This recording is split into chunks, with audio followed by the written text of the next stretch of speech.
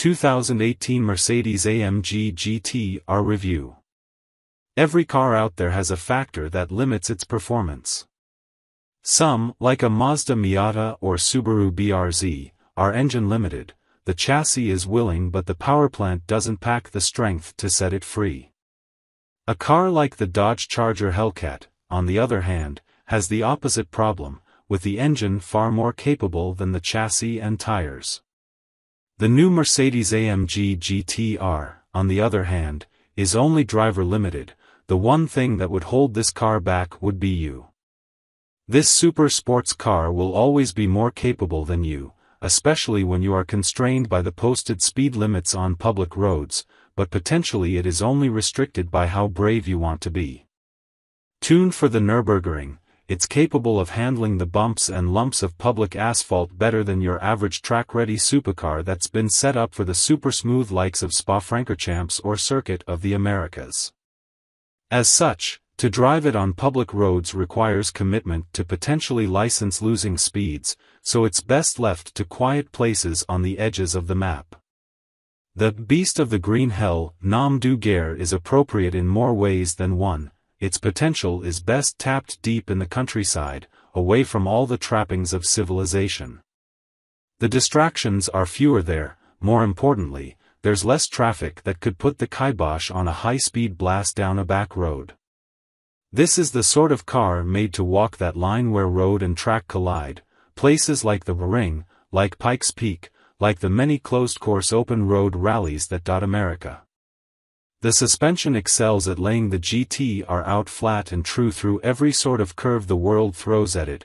Rear-wheel steering and massive, grippy tires, 10 inches wide up front and a foot wide in back, both an inch broader than the GTS, build on that further, giving this car the sort of physics-bending ability usually only ever encountered in honest-to-God supercars like the Ferrari 488. But in spite of that capability, it's no spine-shattering carnival ride on rough pavement. Even in its firmest setting, the dampers don't punish the way you'd expect from a car as capable as this AMG. Of course, the GT-R's handling may help it stand out from less sports cars, but no AMG would be an AMG without a stellar engine. The 4.0-liter hot V twin-turbo 8-pot tucked way back beneath that John Holmes hood may be rather ubiquitous by now, especially compared with mills like the Porsche 911 GT3's howling 4-liter flat 6 and the Lamborghini Huracan's triumph of a V10, but it's no less spectacular for its commonality.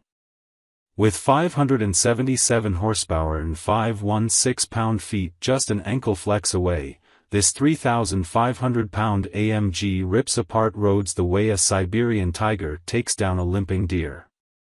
But the engine's tractability belies its ferocity. Drop it into 6th gear when dawdling along and floor the throttle, and it builds power like a dynamo, accelerating from 40 miles per hour to 100 and beyond in one smooth rush that will leave most cars sucking its wake. Doing so, however, would deny those would-be tailgaters, and yourself, the snarling, NASCAR stalker-on meth sound of the sport's exhaust at full blast. Roaring up through the power band, the tailpipes, 2 on the sides and 1 in the center of that diffuser-riddled tail end, rise in volume and pitch with volcanic urgency, let off the gas, and the backfires crackle like pine in a campfire. AMGs have always ranked among the rock stars of the car world, but the GT-R channels Chris Cornell. Even in a crowd of mellifluous voices, its range and power stand out. AMG's new range topper may be awe-inspiring behind the wheel, but it's also plenty capable of inspiring lustful thoughts when standing still. The aerodynamic amendments made to the basic, already alluring AMG GT design for track-focused duty add visual charisma, especially when you check the boxes to have items like the rear wing rendered in carbon fiber. The GT-R startles you with its size in person.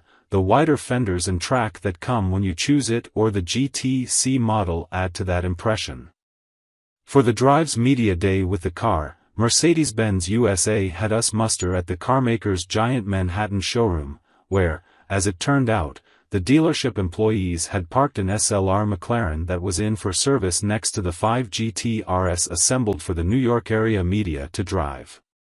Remarkably, the SLR, which seemed gargantuan back when it faced off against the likes of the Porsche Carrera GT and the Ferrari Enzo in the early aughts, seemed almost small in comparison, its busier lines distracting from its size in a way the GT-R's cleaner styling doesn't. Clamber inside the beast of the green hell, and you'll find the same interior as the rest of the growing AMG GT lineup, differentiated by a handful of tiny alterations. The yellow traction control knob, which swaps the car through 9 different levels of allowable will slip, is the most obvious, sitting like an awkward zit in the middle of the dashboard. It might look better contrasted against a lighter interior, but, wait, Mercedes only offers the GT-R with black guts. Otherwise, it's the same limited aft visibility, tall belt line, hillock-sized center console, and low-slung seating position that combine to leave you and your passenger feeling like the bathtub couple in the Cialis commercials. Nevertheless, once you settle into the charcoal black cockpit, the GT-R proves itself a comfortable enough place to cover the miles. You'll never confuse the AMG performance seats for the thrones in an S-Class, but their bolstering and padding walk the fine line between long-distance comfort and cornering support. Unlike many Nürburgring track rat production cars, the GT-R doesn't offer a stripped-down bucket seat option, and it doesn't need one.